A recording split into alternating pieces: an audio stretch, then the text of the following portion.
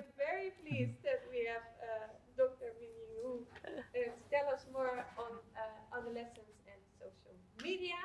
En on behalf of Kennisnetwerk SES en Fontes Hogeschool Pedagogiek, I hope it will be a very interesting college, but I have almost no doubt. So, a warm welcome for Dr. Mingyu. Yeah, thank you. Okay, thank you for having me here. Thank you, Elizabeth. It's really great honor for me to stand here to give you a public lecture. So this is actually the first public lecture in my career. I just got my diploma a few months ago. So I will try my best to work it out, and we will see how well I can do it, okay? Okay. If you have problems hearing, they will turn on the mic. If not, then we'll do it like this. Yeah, can you hear me clearly, okay? Yeah. So today we'll talk about the relationship between an adolescent and social media. This is really a broad field, so I will focus on two perspectives on identity. So identity is how it is formed and also influenced by social media for adolescents. And before we start, I invite you to think about what is this? Maybe many of you have already seen this story, right? It's a red duck, right? Rabbit and duck. So how many of you see it's a duck? Yeah. How many of you firstly saw it's a rabbit? Yeah. And the duck, yeah. So I would suggest that this is actually social media in the eyes of professionals from different fields. I can understand for pediatricians or child psychologists, they may actually see more dark side of social media because they deal with problems every day. But for media communication scholars or for cultural researchers like me, I may actually see more empowering side of social media every day and their influences on adolescents. So this is why today I'm here. I'm going to share some of my understandings of social media from the communication theories and also cultural analysis. Yeah. So that we can have an interdisciplinary talk on the influences of social media on adolescents. And I will have this talk from two perspectives. First perspective is media effect theories. So this is really easy to understand that media will have certain effects on people. And this type of research is always conducted in the tradition of communication theory. It's conducted based on the quantitative analysis, for instance, large-scale surveys or experiments in the labs. And this type of research gives us a predictable pattern, right? We know, okay, specifically this group of children will be more vulnerable to certain media effects. So this is a pattern to show us. It gives us an outlook of the field. And we will see, okay, those are the significant points in our question.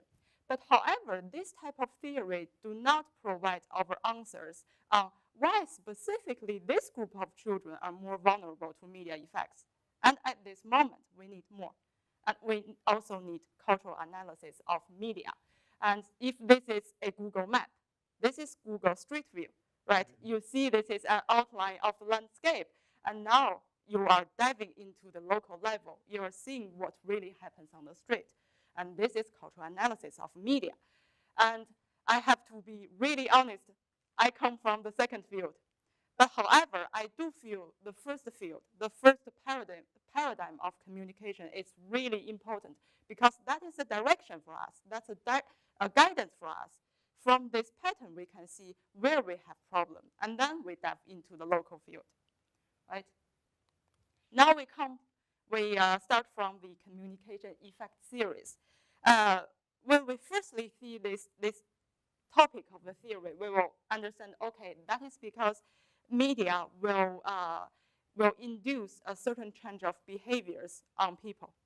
But actually, media effect theory is more sophisticated and nuanced. It's not only about you have a media that effect on people.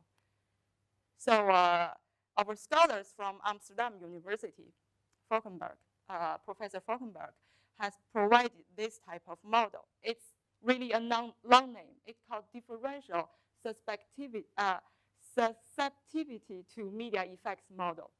Really a long name, but what it means is that under certain conditions, by certain type of media use, there will be certain media effect on certain group of adolescents. So it's really, you need to pay attention to a lot of conditions. And that is why the scholars are suggesting, okay, we don't really start from media. We start from the adolescent.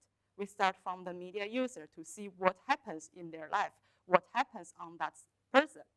And then they propose that there are actually 3 factors that predicting the media use of adolescent. That is, firstly, is disposition. It means the personal traits.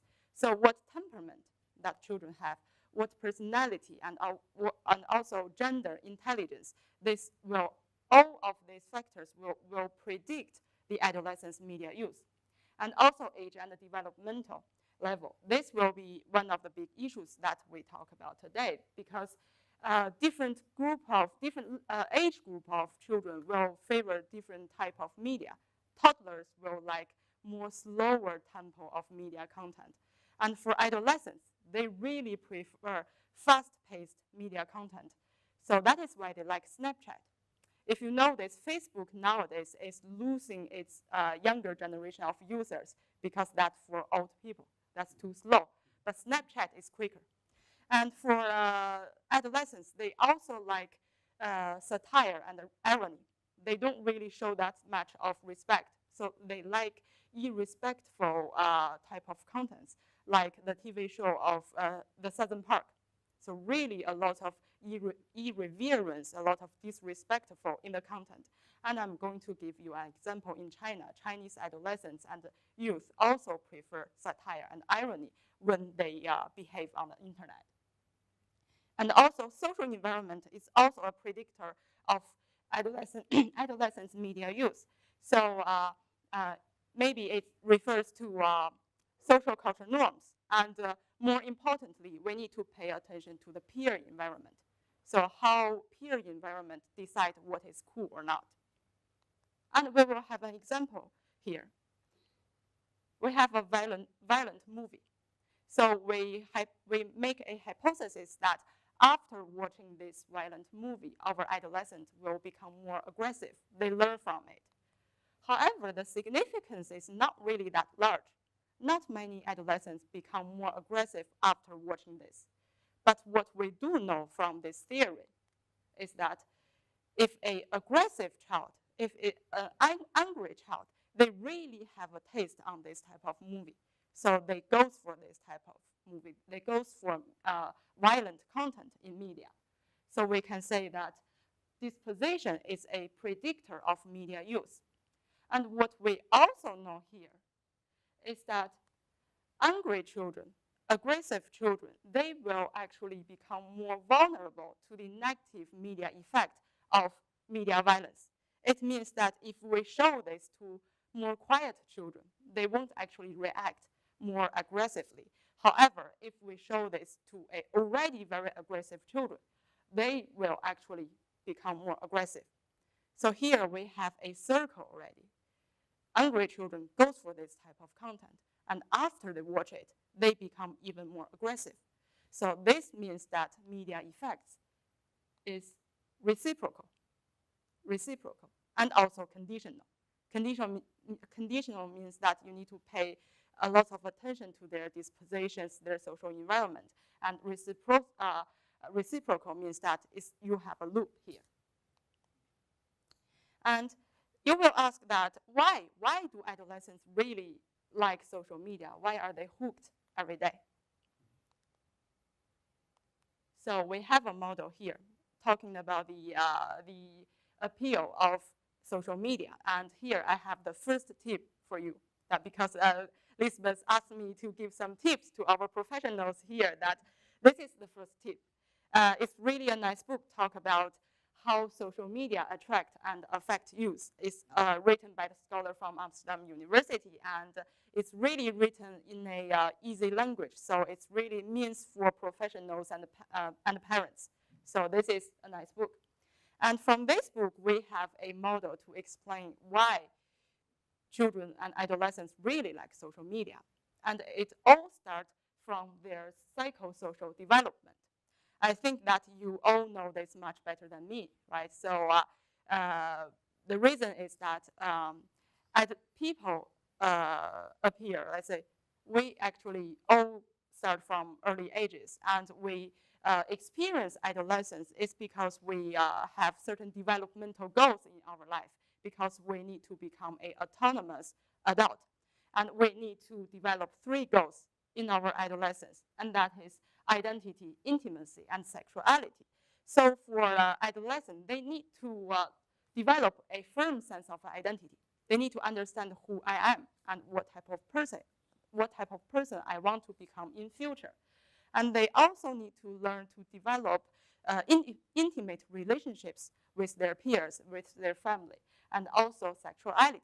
They need to know how to handle sexual desire. They need to know what is safe and mutual and honest sexual relationships. These are the goals, the social psychological goals that they need to develop in the adolescent years. And in order to meet those goals, they need 2 skills: self-presentation and self-disclosure. So self-presentation means that you select certain aspects of yourself to present it in front of others. And self-disclosure means that you disclose the private feelings of your life to others. And if you look at these 2 skills, self-presentation, self-disclosure, for me, that is what social media means for. That is all the activities I feel that we do on Facebook and Twitter. Think about this. This is a status update on Facebook. And there is actually a line in the box that's actually calling you to do something. And it calls you to do certain specifically action. It asks you what's in your mind, right? It invites you to share your private feelings. It invites you to say something about yourself. And this is self-presentation. This is how social media developed. And for the adolescents, by using social media, they will feel they have a sense of control in their communicative environments, because social media have these 3 affordances. We will go deeper into these 3 affordances one by one. But what I want to emphasize here that it is because of the affordances of social media. Adolescents really feel that, oh, I can really control my communicative environments. I can communicate at any time in whatever way I want. So social media is like a playground for them, and they can experiment. They can try to practice their socializing abilities on it. That is why they like it. Now we dive into the first social media affordances. That is anonymity. Anonymity, or we have 2 dimensions here: source anonymity and audiovisual anonymity. Source anonymity means that we need to consider whether the source is identifiable or not. We need to consider whether your offline identity can be revealed. And for a lot of adolescents, when they use social media, sometimes they use specific kinds of websites, and those websites are anonymous. And this is actually a appealing point, an interesting point for adolescents, because sometimes they may go to self-help websites. Sometimes they may have doubts on their sexuality status. They may have doubts on their mental health status, and they go to self-help websites. And here I have a certain sort of idea here, maybe another tip for our professionals. I think we really need to develop this type of safe and also reliable and also qualified and also effective self-help websites to help our adolescents. And when the self-help do not work, how can we channel those doubts and questions on the internet to offline professional help, and also channel those questions to their parents ethically and also effectively? This is maybe a thing that we need to think about, because self-help websites may have a lot of commercial intentions behind it, right? So we need to think about how we develop it because adolescents really value this anonymity. At certain stage, they may feel, okay, I do have some problem, but at this moment, I want to keep it to myself. So I go to search some of information. And this is actually valuable for them. And how can we provide safe environments for them? This is one of the thoughts, one of the ideas we need to think about. And the second dimension of anonymity is audiovisual anonymity. It basically means that, well, internet nowadays are not that anonymous anymore. Facebook, for instance, with the rise of Web 2.0 technology, Facebook is a social network that builds on our existing networks offline, right? So on Facebook, we know we are colleagues, we know we are classmates, so we know each other. And we don't really have source anonymity. We have audiovisual anonymity. It means that the adolescents can control how much image or how much sounds they want to give out on their personal profile. So imagine this situation. In a summer holiday, if an adolescent, a boy, has a huge blackout of acne on their face, he may not want to hang out together with his classmates anymore. And if he has social media, that is why he can still chat, he can still talk with his peers, right? So, and of course, appearances is really an essential and important thing for adolescents when they develop their self-esteem. So that is why they like it. When they don't have to show up, they can just not show up, and that is an appealing point for adolescents. A sense of control. They feel a sense of control when using this type of media. And then the second affordances of social media is synchronicity and asynchronicity. It means that we can control the temporality of our communicative environments. We don't have to respond very soon, but if we want to communicate and respond very soon, we can still do it. And this is an example for us to think about. And a girl may actually take a selfie, but she does not need to post it very soon because she can manage it. She can edit it through a lot of apps, photo editing apps. So for instance, previously she looks like this, and she can look like this later. So having a lot of editing works, waiting the moment that she feels I'm pretty enough, and then she posts it online. So she can wait. She can manage her media visibility. She can manage her media representation. And that is why they like it, right? And of course, we will come back to this type of technologies. It's all have a very similar type of functions. It's all similar functions. For instance, that you make the jawline sharper. You make the skin color lighter. You make your eye wider and bigger. That's the functionality embedded in this type of applications. And of course, it will give you, like basically everyone will look the same after this type of editing. Yeah. And then we also have synchronicity. It means that if they really want to talk to their best friends so urgently, they can still do that. So again, they have a sense of control in terms of the temporality of their communication. And then they also have more accessibility to identity-related information. If you want to be a rock girl, so we have talked about this, to experience adolescence is about develop a sense of identity. If you want to experience a little bit to become a punk rock girl, then there are information on YouTube. There are thousands of tutorials and guidance there. You can get the information of that. And also nowadays, we live in culturally diverse Western Europe. So for ethnic minority adolescents, if they want to get information about the culture and identity to their cultural heritage, they can do that. On YouTube, you have thousands of analysts of this type of makeup tutorials, right? Hijabi style, for instance. And also another case is hip-hop music. Hip-hop music is a huge thing for lots of adolescents. And hip-hop music is worldwide, right? So you go to each country, you will see hip-hop music. In China, we even have a TV show called China Has Hip-Hop. But then you look into detail, those hip-hop really look different from one location to another because hip-hop culture relies on people using local dialogue and also local cultural symbols to express, to conduct social critiques on what happens at local level. And this is why a lot of adolescents like hip hop. They think that they can participate in the process of criticizing social norms. They can have a say in the social normativities, and they like hip hop.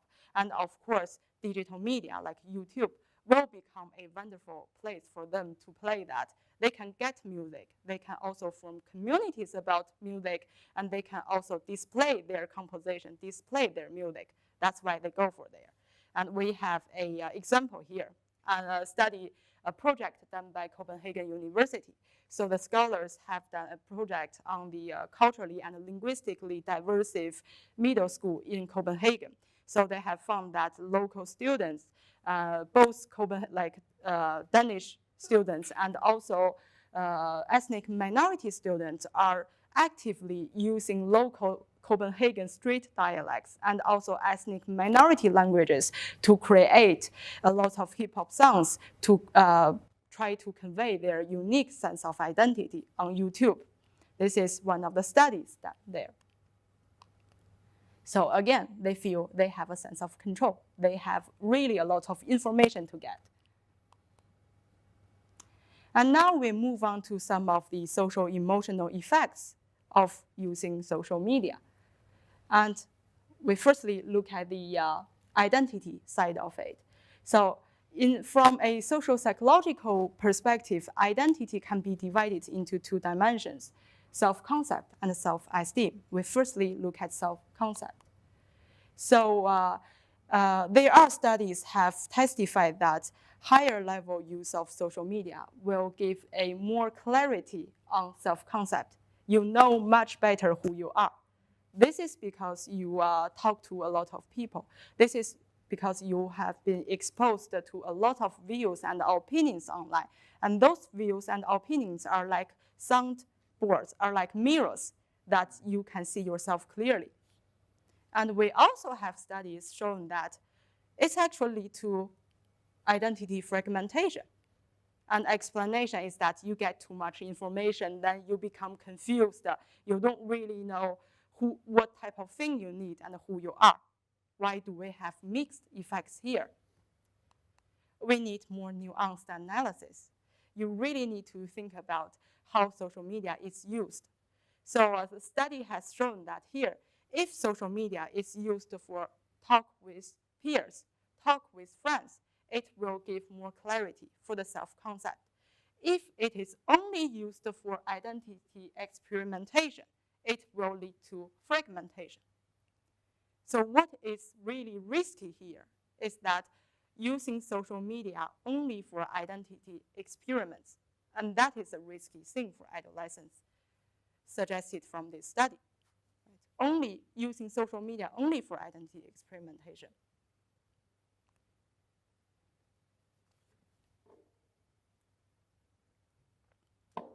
Now we move on to the part of self-esteem, how much we value about ourselves, how much we value about our self-concept. And here we have more unified results, and that is higher level of social media use will increase the adolescent self-esteem. As long as they get more positive approval from their peers, as long as they can control their social media environment, they will feel more self-esteem. But the thing here is that 7% of teens receive mainly negative feedback. And of course, some of them receive no feedback. And that is a disaster for them. So if they only receive negative feedback, they will have lower self-esteem. So here comes the risk of social media. If they receive a lot of repeated negative message, that is a form of cyberbullying, right? So what is cyberbullying? It has a lot of type of practices here, actually. It can be aggressive message, aggressive verbal message, a type of insult from someone. It may also a type of exclusion, that we form a community online and we're not going to play with you, exclusion. And also, it might be someone disseminate the embarrassing information about you, so gossip about you, so give evidence that what type of mistake you have made and disseminate it widely in the social network. That is also a type of cyberbullying. And this is a statistic that have shown that in 25 European Union countries, there are 6% of 9 to 16-year-olds report that they have been bullied. And why cyberbullying always happens? This is because on the internet, aggressive behaviors become actually very easier. You don't have to find a corner of street to beat people. You can just type nasty messages. It's really easy to do. And maybe sometimes people don't really know who you are. It can be anonymous at this moment. And it's also easy to distribute bullying communication very easily. So a message or a type of failed nasty image can be distributed widely. For instance, sometimes we all like to post a selfie of ourselves. And if we didn't really pay a lot of attention to what we have posted, this might become the raw material for people to bully you. That because you have posted it, you think you can delete it. At that moment, a lot of people make a screenshot of it. And the thing is that if things happens on the internet, it stays on the internet. You leave footprints. So this is really a message to ask our adolescents to remember that it will not disappear, right? So we should always pay a lot of attention that sometimes we voluntarily disclose a lot of information on Facebook, and that is our privacy, and you never know the unexpected audience of it. So think about it before you post. And another type of risk suggested by the scholars are sexting, sex and texting. So here it means posting and sending sexual messages. And this is because it's a type of self-presentation. A lot of people think that's really fun, that's really sexy, I get a lot of attention, and it's really flirty to do so. And here I have a question that when do we think sexually assertive is really a nice personality? This is a question that I leave you to think a little bit. From when we began to think being sexually expressive and sexually assertive is a really nice personality to have for especially females and also young females. So think about this. I will come back to this question later. And however, again, sexting might become some sort of the raw material for bullying, because if this actually sexting happens a lot among adolescent couples, if they have an ugly breakup, someone may use this, like abuse this information, disseminate widely on the internet. It's like this revenge porn. It's also the same type of idea that you have a homemade porn, but then if you have an ugly breakup, it will become something. This type of visibility will become a weapon of our adolescence. So again, what happens online will stay online. And the ugly result is also gendered. Girls will get more judgment from it. And here, the definition of sexting is that sending sexual message, but it's a little bit different from what happens in China. In China, sexting does not really happen between couples. It's even more dangerous. Sexting happens among strangers. So there are forums that are strangers. They come to that forum, they ask who wants sexting. So at this moment, sexting is not sending sexual message. Sexting means that conducting sexual intercourses by sending messages. So it's really that this whole process of conducting sexual messages, sexual intercourses online, not sending pictures, but through sending descriptions from the message and among strangers. And as far as I know, a lot of adolescents are involved. This type of scandals have already been reported. So it's totally not legal in China. However, a lot of people are still doing it. And this may actually lead into sex grooming. It means that this may actually lead to offline sexual relationships, because there might be a person who has this intention to ask girls or boys coming out from the family, coming out from the house, and to meet them in offline spaces. This will transcend the online and offline boundary. So this is really a risk for adolescents. And another risk here is sexy selfie. It does not mean that nude pictures, nude pictures will be filtered by the platform like Facebook and Twitter. However, here the sex selfie really influences those who are viewing it.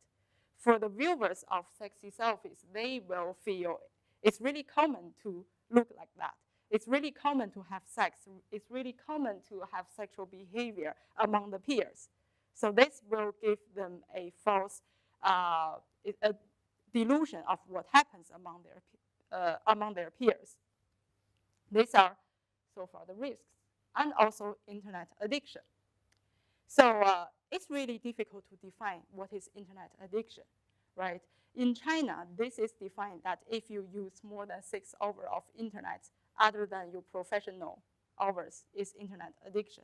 But I do feel this definition is not really good enough, because nowadays internet is embedded into our everyday life as infrastructure already, right? So in China, a lot of households nowadays do not own a television.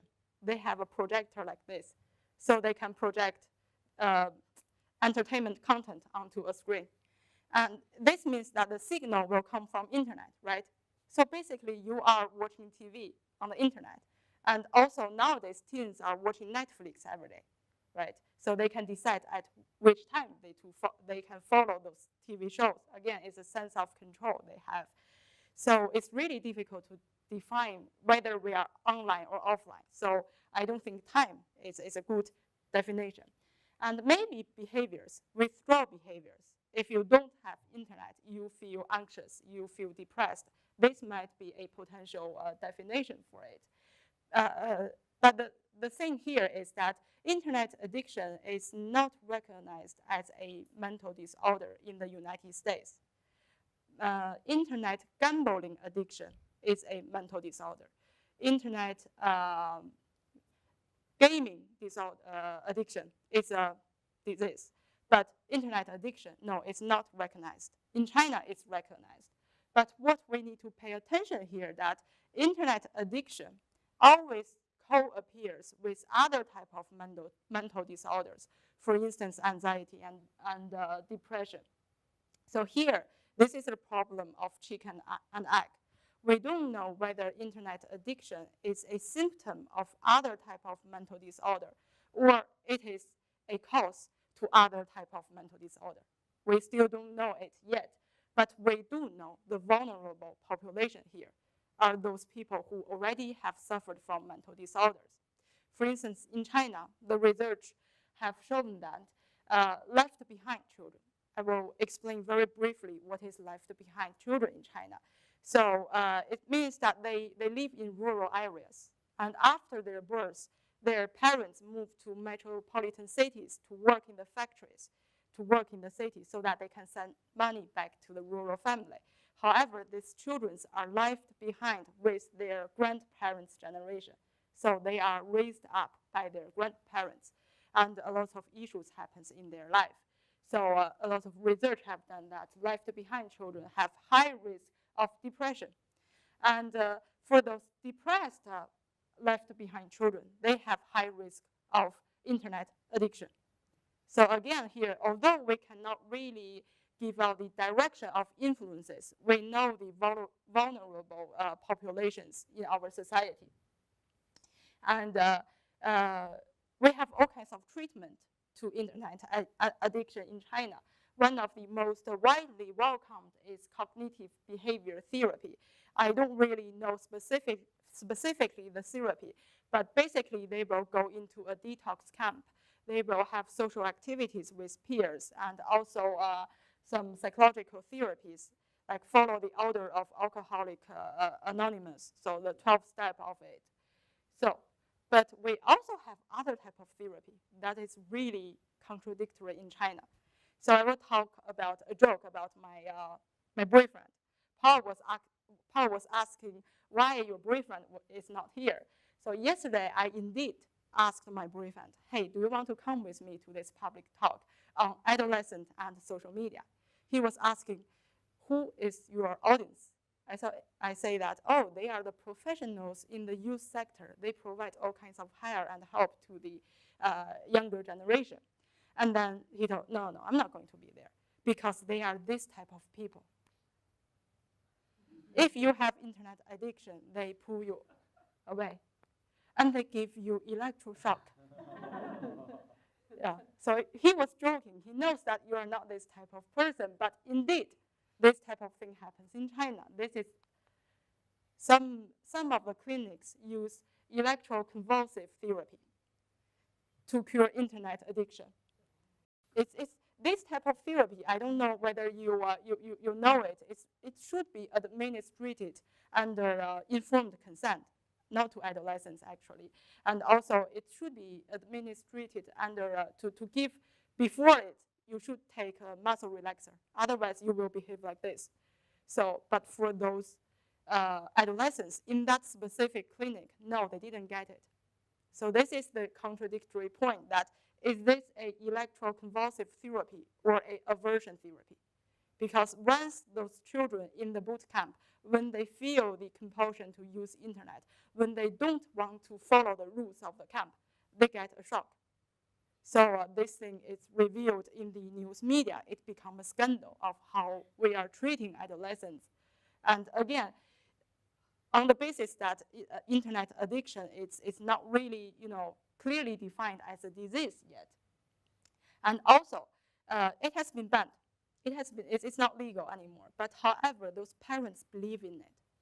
Parents think that, indeed, my children is ill, and this looks like a machine, and it will cure my children. So they send their children to the clinic. So what happens here is that parents do not really know how those adolescents are using social media. They do not know what happens on social media. Imagine if a left behind children, when their parents come back, they may actually, oh, why my children is talking to the internet every day? They don't talk to me anymore. But however, it is the parenting style has done something wrong. However, they send their children to this type of clinic. And that is why I think from a culture scholar's point of view, we really need to know what happens online, not only about the technology of social media. We need to understand the culture, the subculture of younger generation. We need to know let's say, what type of things are our youngsters are doing on social media. So this is my reaction when I was reading those materials in social psychological studies that identity means self-concept and self-esteem. I think, no. Identity is not that. Identity should be more things. This is because I was trained in a very different paradigm that different theories actually, they think about communication and media in a very different way. So for the previous communication theory, they think that communication is about expression, interaction, and influences, right? You get this type of media, and then you get this type of influence. But however, for a social culture and a critical approach to media, they think that, okay, communication on the internet is a production and reproduction of social culture norms. It's about people socializing each other.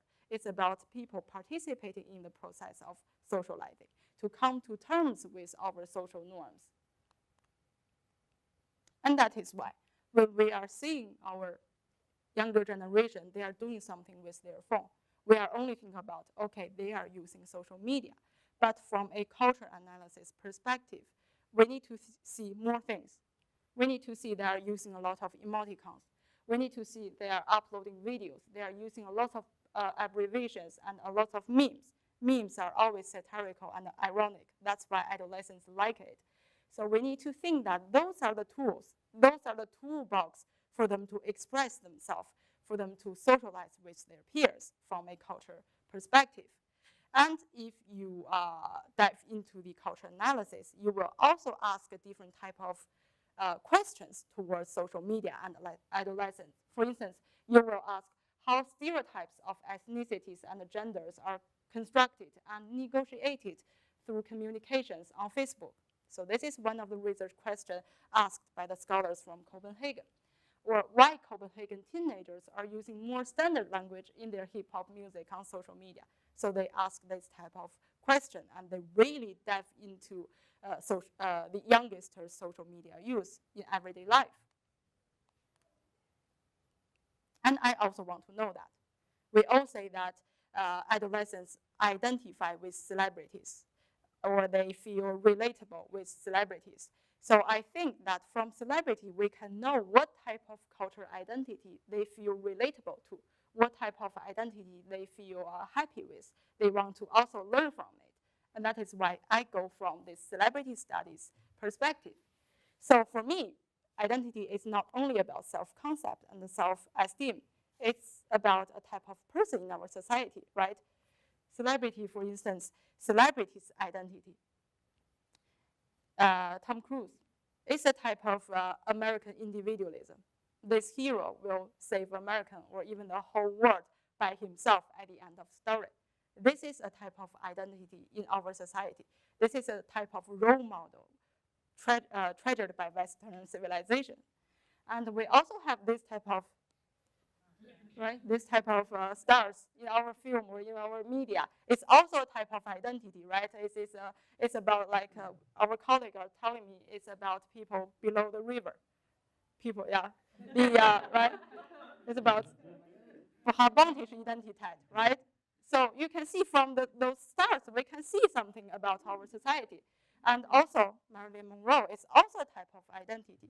So I think from celebrity, we can see a prized and condemned way of life. And sometimes it's not only about reflection. It's about a magic solution of the contradictions in our everyday life. For instance, Marilyn Monroe, I'm not the generation who like her, but she's a good example to see that how women are imagined at that time. So she's extraordinarily sexy, right? She's really sexy, really good looking, extraordinary. But however, in terms of intelligence, she always played the role of intelligently more innocent and naive type of person. So you have this actually contradiction, extraordinary appealing and ordinary intelligence. This is actually a contradictory requirement on women at that age in the United States. You need to be attractive, you need to be extraordinary, but not too extraordinary that it's difficult to be handled by men, right? So you need to have a balance. And that is why she's beautiful, but she's a little bit stupid in terms of the image she gives on the media. So by looking into celebrities' image, we can understand what our societies are wanting us to be.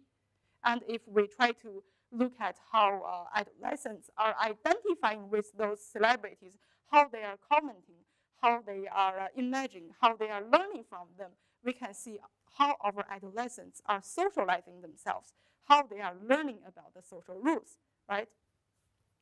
So that is why I think the production and consumption of celebrity is to come to terms and negotiation with social normativities.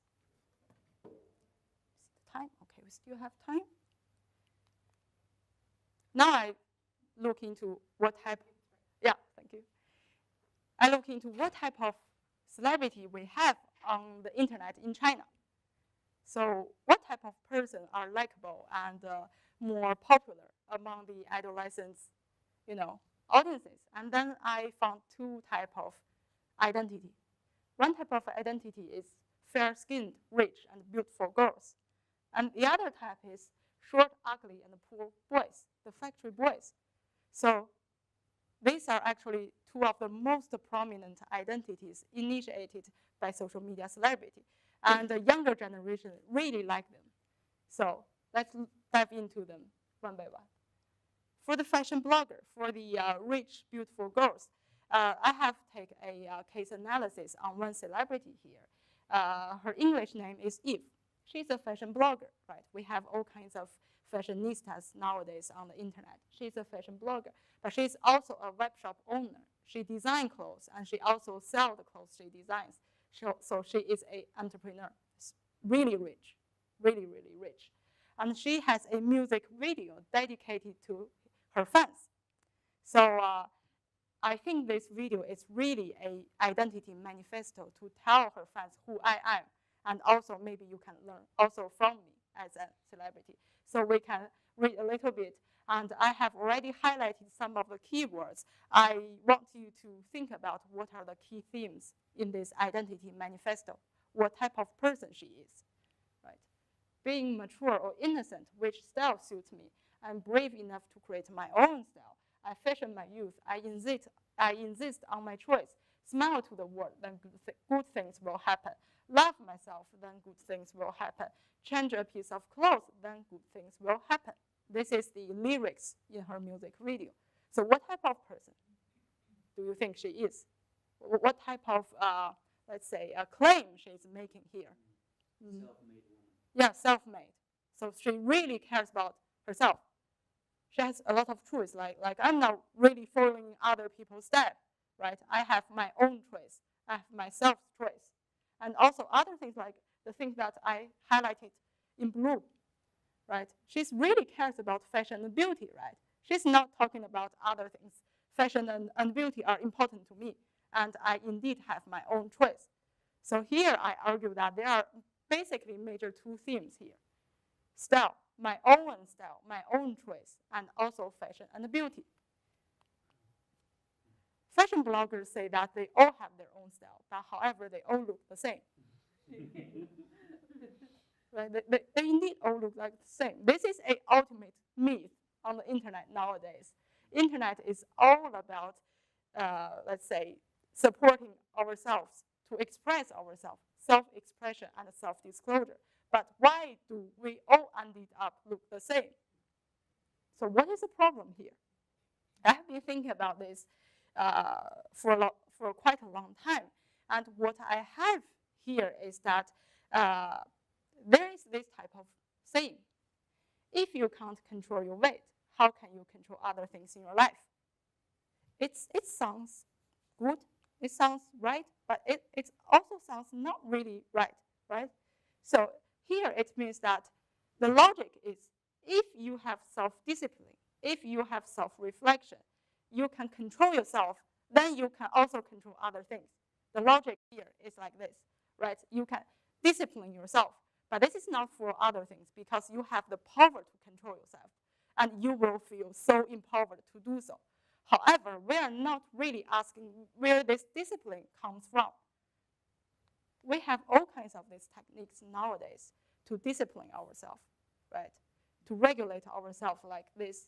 I think that 20 years ago, this type of techniques are only used by nutrition, let's say the doctors who cares about nutrition. But nowadays, it's domesticated on our phone. We can use MyFitnessPal to count our calorie and break down our calorie into different 3 types of macronutrients. It's really scientific and handy. But why, we are not asking why do we really care about our calorie, right? We always feel this is really handy and scientific, but we don't ask where this discipline and regulation, this type of ideal, where it comes from. And if you know about eating disorder, we have anorexia and bulimia, that is eating and not eating. Nowadays, we also have a new type of eating disorder, that is orthorexia. It means a type of healthy eating, and then you become obsessed with healthy eating.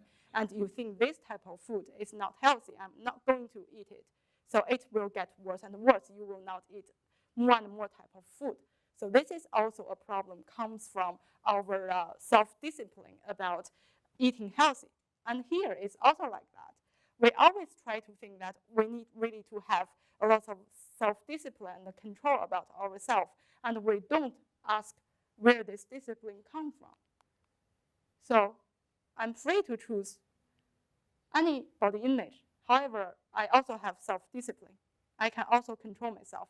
This looks contradictory, but however, this happens a lot in the social media celebrities' blogs, that you can freely choose, but also take control of yourself. And that is why we kind of internalized the discipline. We kind of identify with these disciplines and think that they are really good for us. This is a magazine, Self. I think we also have Dutch versions of it. So, so you care about yourself. You are not doing it for anyone else. But self all look the same. Why do we only have one particular kind of self? Why do we only have a particular kind of body image for our adolescents to study from, right? So, and this type of self is tight abs, lean legs, and cute butt. Really, it's all look the same. And our social media culture nowadays really inviting our adolescents to be this specific type of self, and that looks like this. So we don't really ask where this discipline, where this socially constructed ideal of body image, where it comes from. You always feel empowered to control yourself. And the second thing here is autonomy. I'm free to choose what type of style I want. Today I wear jeans, tomorrow I wear skirts. But then this autonomy is only in consumption field, feminized consumption field. We're not really talking about females' choice in workplace, in families. No, we don't care about that. So here we kind of restricted autonomy, female autonomy, or female freedom into female consumption freedom. So freedom here is entitled by consumption behaviors. And that is one characteristic of social media culture nowadays, because on social media, there are all types of commercial cultures, right?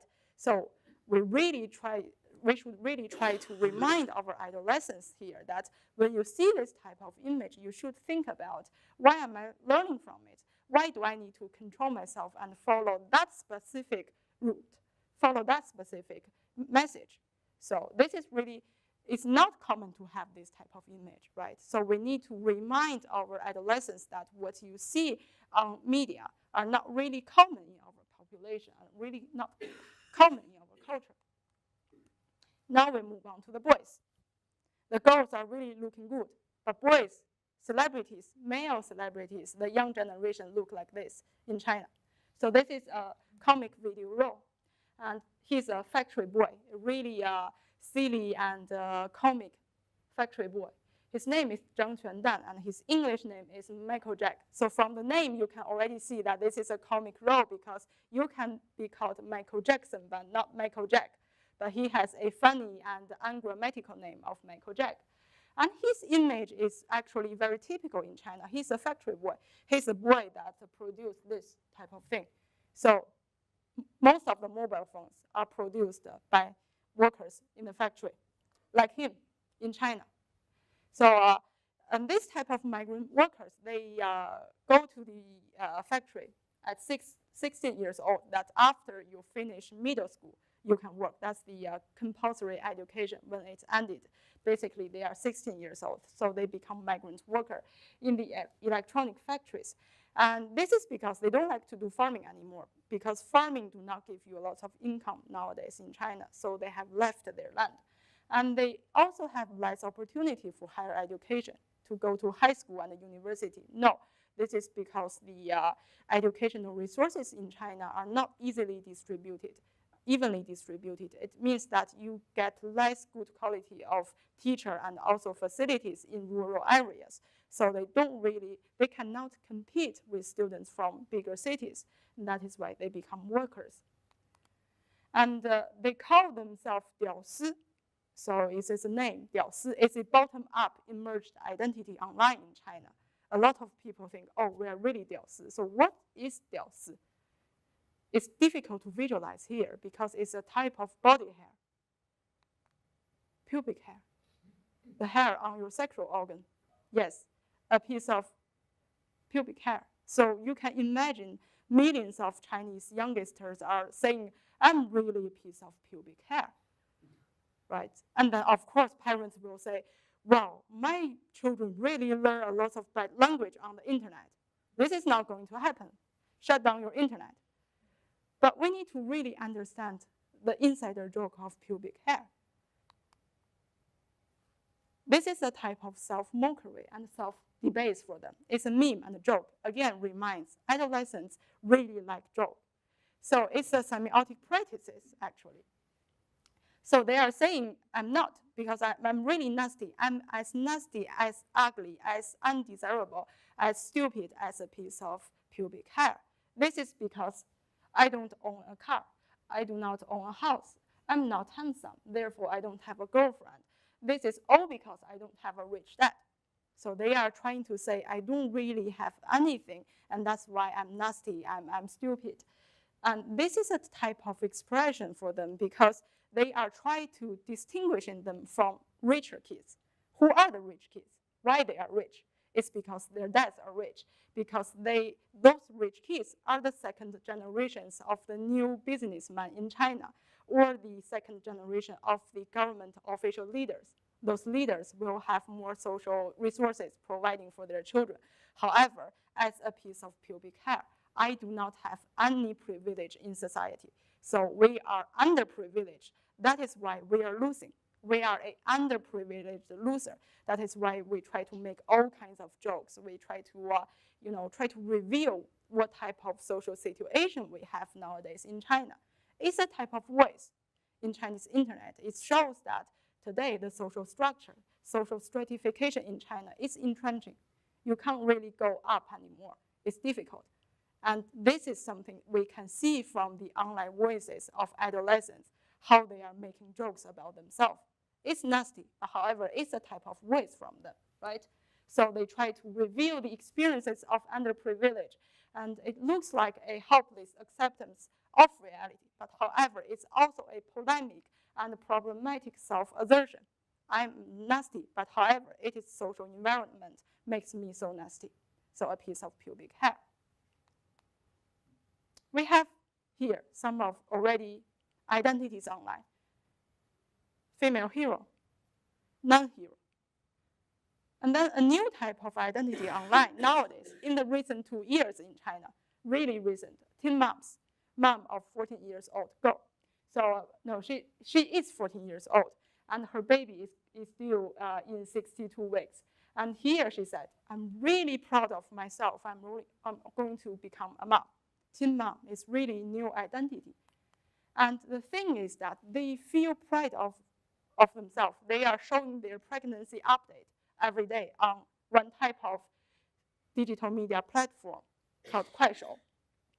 And of course, it's raised a lot of social discussions that, because firstly, it's not legal to have sexual intercourses with children under 14 years old in China. It's illegal. So a lot of things happens here might be illegal.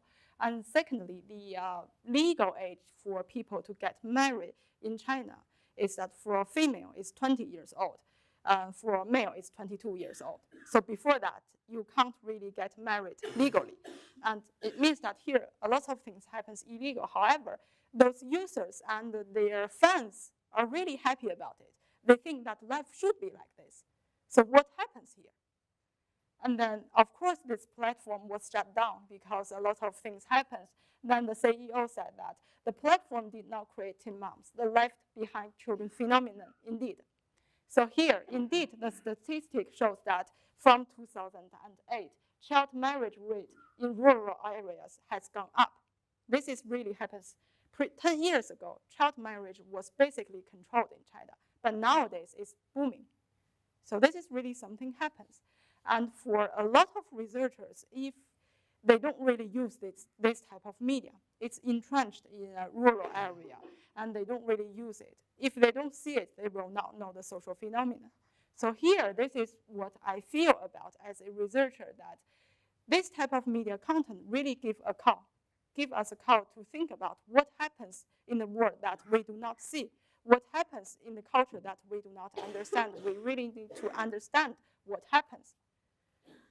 Here, we already have some researchers done this research. What happened in family and kinship structure since 2008? We already have these discussions here. And that is why I think social media may not necessarily induce certain influence here, but indeed it is a window for us to see what happens in society, because those users are updating about their everyday life on a daily basis. So we come back to this rapid and dark situation.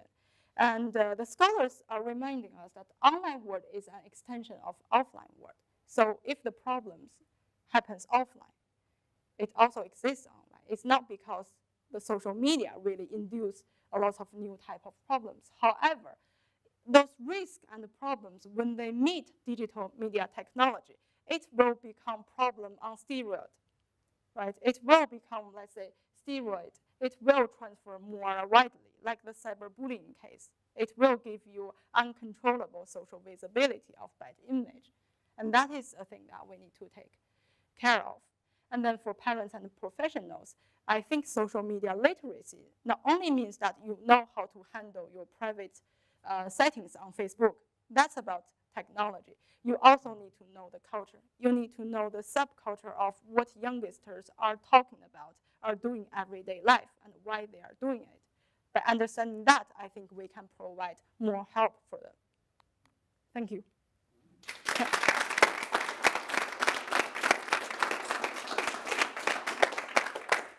Thank you so much, Mingyi. Mm-hmm. Are there any questions? And if you don't dare to speak English, just ask the question in Dutch. We will translate or try to translate. Yes. What are the, because the study is based on youth, right? Mm-hmm. So what are the most popular youth apps right now being used by the youth in China?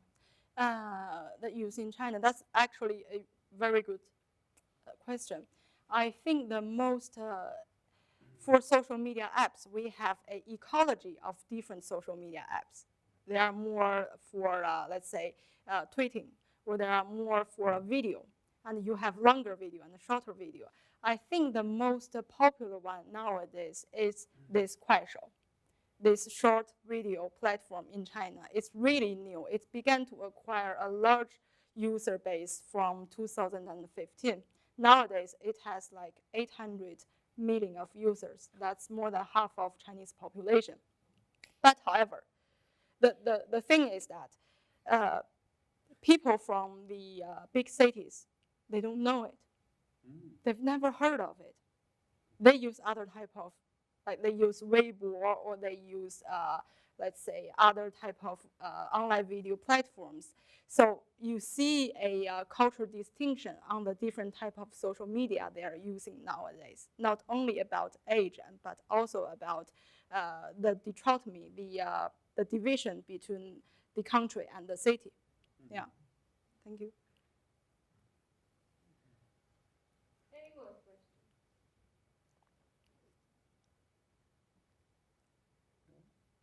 I do have a question. Mm-hmm. At the very end, you briefly said something about social media literacy. Mm.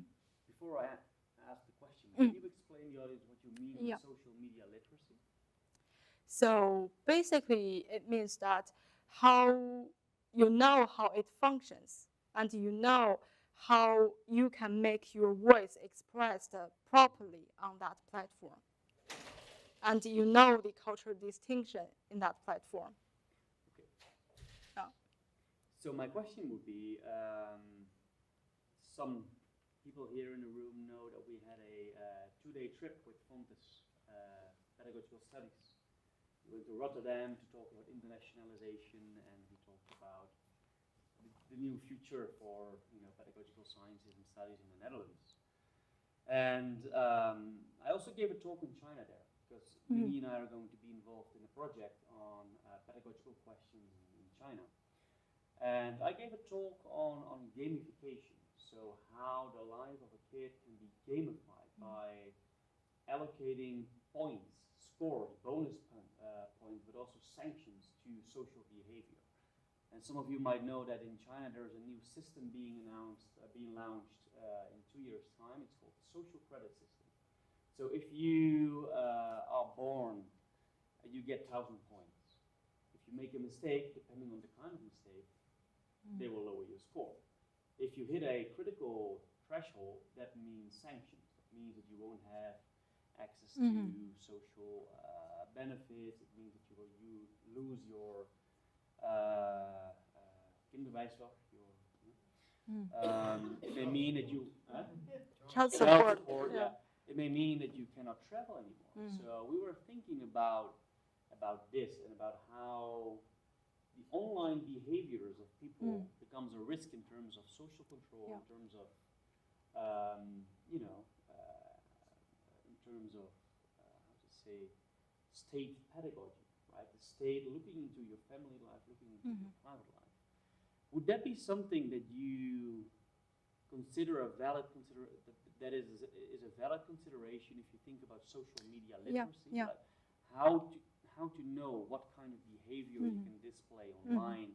Yeah. What shouldn't you do? We've been also talking about public naming and public shaming. So if you hit a certain point in that social credit system, it may be the case that you will be walking around in Beijing and you will see yourself being displayed on a billboard as a blacklisted person, right? And that may be a consequence of your online behavior. Yeah. So I think that is very important. If you want to study social media literacy, like what do people know about the rules of the game online, that is an important matter as well. I think, yes, indeed. I think that is a matter that how you expect your audience on social media. So you can't really expect that this piece of message will be a weapon against you in future, because it stays in your profile and people may actually go back to it. In China, we call it dig someone's tomb. Sorry? Dig tomb. You have a tomb in the cemetery. Yeah. We dig tomb. You think that's dead, but we can get some information about you. So you really need to think that what you are saying, but of course sometimes it's because they have say something politically not correct. Yeah. Indeed, that's so you need really to care about your speech on the internet. Yeah. And of course, if you post something in 2018 and the norms change in 2022, they may hold you accountable for that, right? Yes, I think so. Yeah. Is that only China-based or just globally, entire world? I think the credit system is indeed a global thing, and we are trying to really learn a lot from how we can develop that system. Yeah. But doesn't this like contradict the way of internet addiction? Because in a way, you're getting very independent. No, I'm not independent. Dependent on the internet because you need the internet in order to participate in this e-credit social program. So, but at the same time, it also makes you more dependable to internet being digitalized. Yeah, indeed, I think you definitely become more dependent and digitalized, that you can't really function anymore without internet. So how do you think you become more independent by, I didn't get this independent part from your question. Yeah, I said because they're trying to, in a way, also see how they can handle the internet addiction, because in China it's already a mental disorder, in America it isn't yet. But they're trying to resolve that, but at the same time they're making it also more digitalized, more a simple citizen, more dependable to with the internet. So you are meaning that there are people are already hooked. Why are we still put more aspects of our life on internet? So here we need to distinguish normal use of internet and pathological use of internet. So internet addiction defined in China is pathological use of internet. It means that it creates impedance or difficult in your normal life. If it interferes with your normal life and you can't function normal anymore, that is internet addiction. But if your normal life is completely digitalized, how do you distinguish the normal from the abnormal, right? I mean, in Rotterdam, we showed this video that in China, people can rent a bike, they scan the QR code, they rent a bike, they go to the dumpling store and they pay by QR code. Everything is done by means of the phone and the internet. So that is, where do you draw the line between the abnormal and the normal? So that is why I think the internet addiction is really not a real thing. Yeah, that's my opinion. Yes, please. Yeah, I do have a question, but I want to put it in Dutch first. Yeah. Ik heb meer een huistuin- en keukenvraag, want ik vind het wel erg abstract. Ik zit meer te denken in wat ze zei. Ik heb een dochter van 13, dus ik kijk met 2 ogen. Het ging over identiteitsvorming op internet. En dat, weet je, ik zie ook wel van dat ze heel erg veel van bevestiging halen, bijvoorbeeld op Instagram over hoeveel likes je hebt, hoeveel volgers je hebt. En dan, je kan het zelf kopen. Ja, dat je ook kan kopen inderdaad. En dat ik dan mijn dochter zeg van volg vooral mensen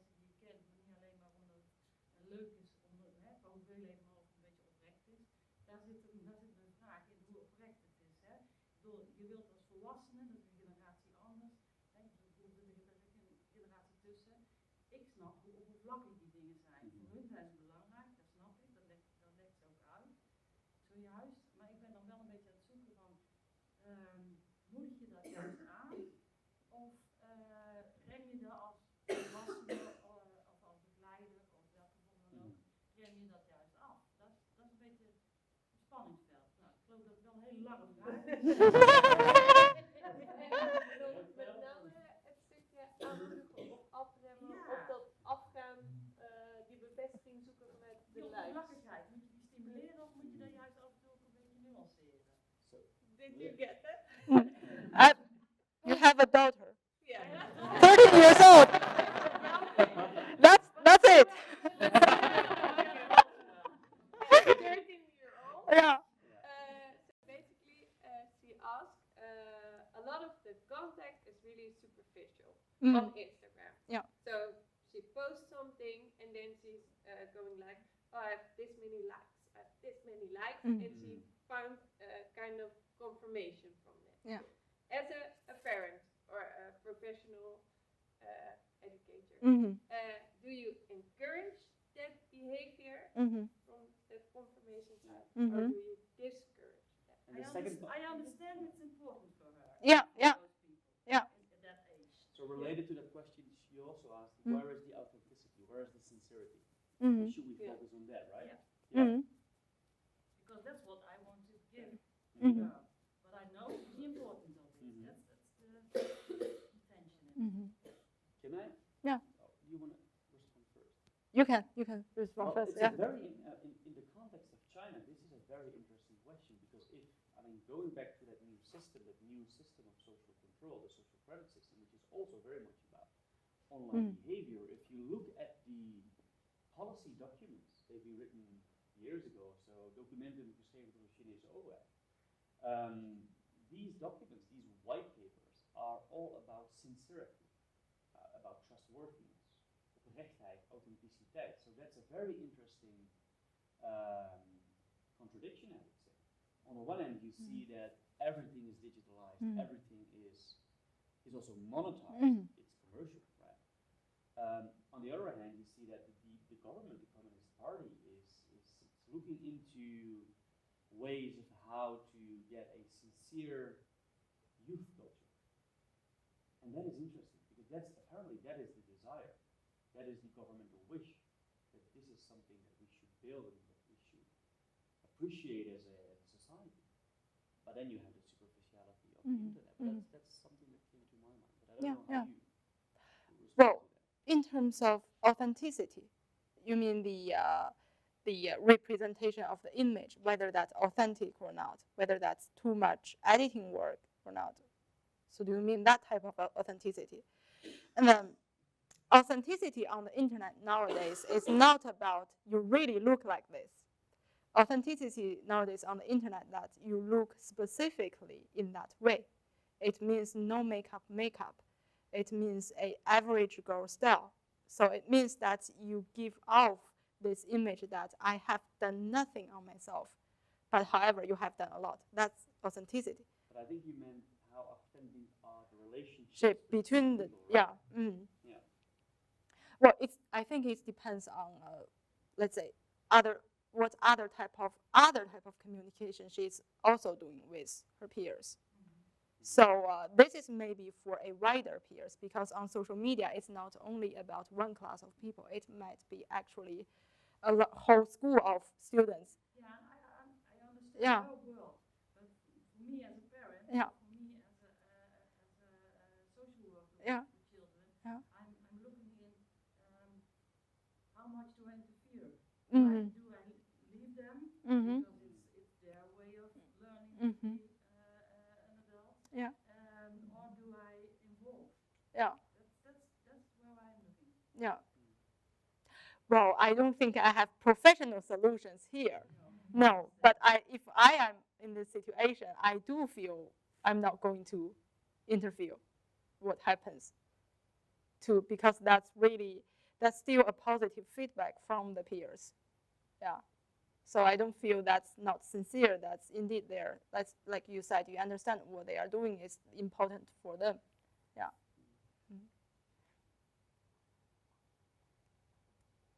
Any more questions? Then we would really like to thank you, Ming Yi, and we'll give a final applause.